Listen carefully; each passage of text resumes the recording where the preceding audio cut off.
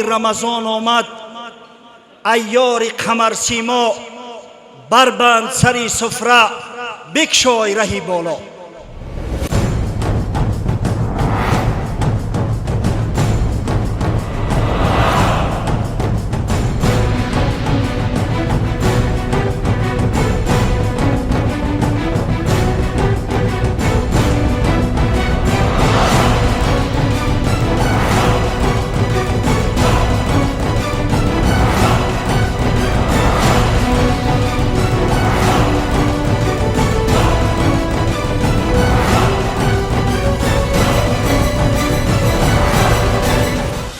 قرآن میگوید لیلة القدر خیر من الف شهر.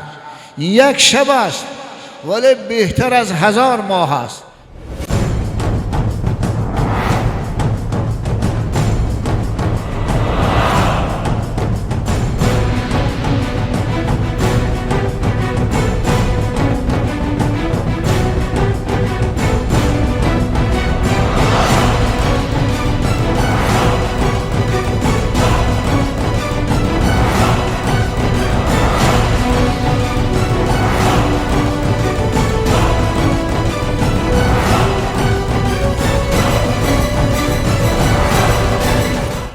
ندای شد که روز یاد داری، گرفتی خارک از رهگذاری.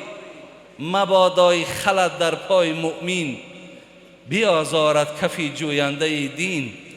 پذیرفته شدی زان نیک نیت، بکردیم جای تو در قصر جنت.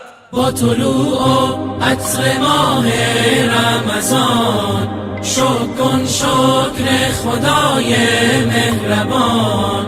ماه تسکین دل است ماه صیام، گر ز دل باشد تراویح و قیام. امشب که شب نزول قرآن،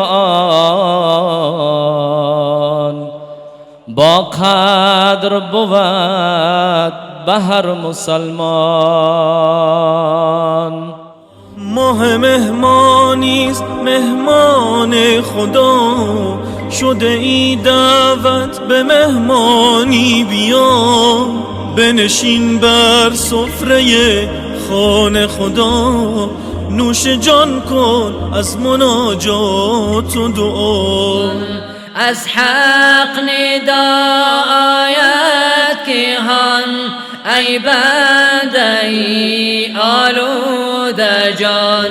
با طلوع عطر ماه رمضان، شکر کن شکر خدای مهربان. ماه تسکین دل است ماه صیام، گر ز دل باشد تراویح و قیام. شب قرآن، شب ایمان،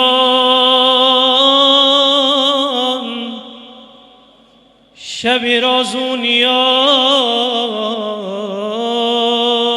امشب روزداری حکم شرع و سنت است، جزو رکن دین برای امت است. 11 ماه غرق بودی در گناه، فرصت است 1 ماه که برگردی به راه. با طلوع عطر ماه رمضان، شکر کن شکر خدای مهربان. ماه تسکین دل است ماه صیام، گر ز دل باشد تراویح و قیام.